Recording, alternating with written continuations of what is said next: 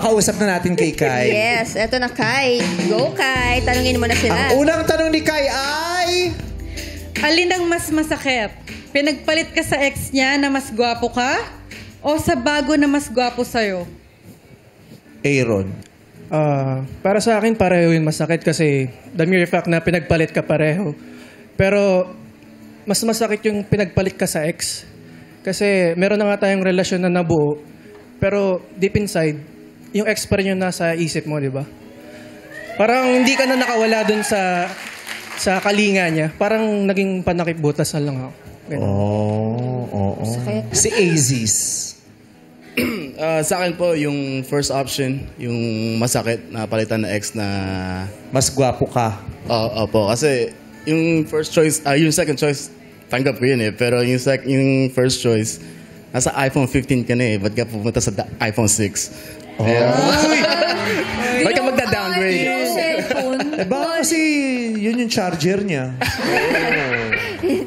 Yun ang match. Match sila.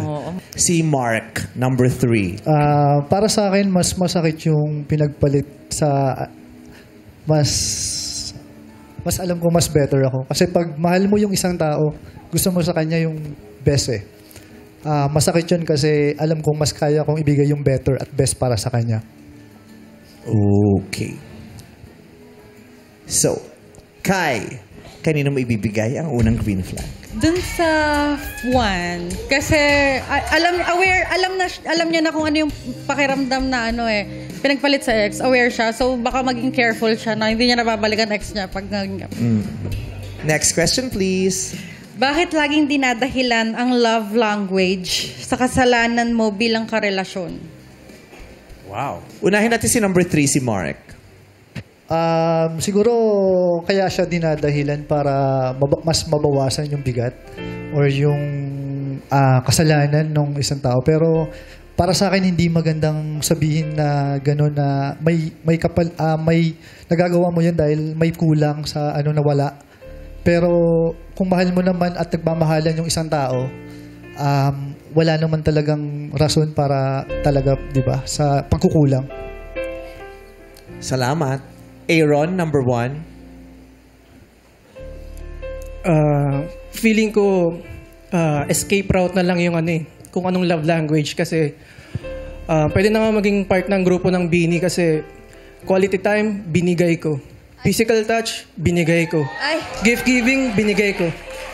Pero nasa sayo talaga kung sino talaga ang gusto.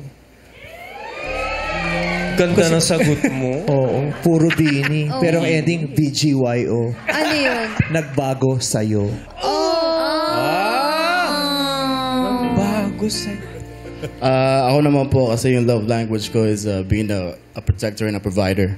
And kung ano mang pinagkukulang ko sa kanya, like, I'm willing to work whatever yung pinagkukulang ko sa kanya kasi being a partner, it's always give and take. It's not always like take, give. There's always, at saka hindi lagi 50% yun kasi sometimes gigising ako sa umaga, 20% lang kaya ko. Siya na mag-pick up sa akin. So vice versa. Parang ganun lang. Okay. Thank you, Aziz. Yun ang mga dahilan na binigay nila kung bakit daw ginagamit ang love language. Kausapin natin ang best friend mong si Cheng. Cheng, kung meron kang isa-suggest kay Kai, napiliin niya. Sino yun?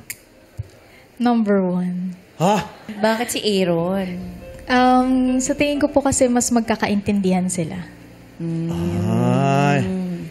Kai, mamimigay ka ulit ng green flag. Sino ang makakakuha nito? Sa pangalawang question, magbe-base ako sa sagot, which is yung vice versa nga daw, is number 2. Sinabi niya, vice versa, sa love language. So, Asis! May green flag na si Asis! Let's go, Asis! Okay, may tanong pang natitira si Kai. Bagsak mo ng girl. Pangatlong tanong, ano kaya ang sekreto ng mga taong napakabilis mag-move on? Aaron. Actually, matagal ko na tutunan mag-move on eh. Hindi agad, kung mahal mo talaga isang tao, hindi agad-agad mawawala sa yung pagmamahal. Hindi siya overnight. Hindi siya a week, a month. Kasi kung mahal mo talaga, mahal mo talaga. Kahit nga nagkahiwalay na kayo, siya pa rin iniisip mo eh. Kasi gano'n mo siya kamahal. Pero kung makamove on ka agad, siguro may reserba ka na. Ganun lang yun. Yun palang sikreto. Oo. Kaya nakamove on. Ay, may reserba na. May reserve. Bago pa man din matapos, handa ka na. Oo. Nakamove on ka ba agad? Hindi nga eh. Ay, walang reserba.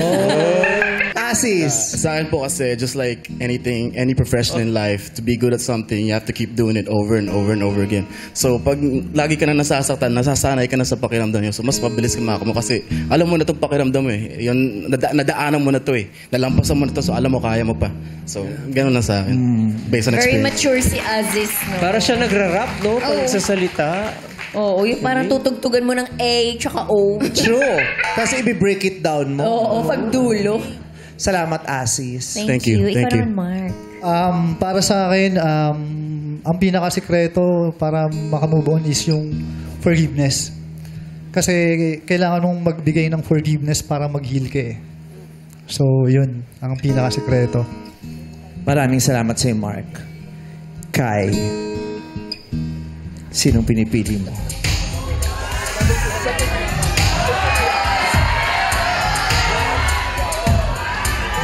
I choose number 1. Number 1, because... Siya yung nagsabi nung sa reserva, di ba? Yes. Reserba? Baka may reserba. Baka may reserba. Kaya mabilis na. Bilis mag-move on. Kasi ganun yung nangyari sa akin. Yeah. Ay, hindi reserba, binalikan yung ex. Pero meron siyang taong pinalit agad. Oh, tama. Oh! Congrats, Aaron! Nakadalawa ka ng green flags! Yes! Eto muna nga, search na hindi mo napili. Search number 2, magpakilala ka na.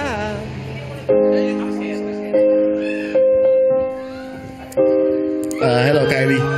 My name's Aziz. Just listen back there, you know, na pinapakinggan ko yung story mo. So, I just wanna say that lahat na nangyari sa'yo, lahat ng mga experience mo, it's meant to be.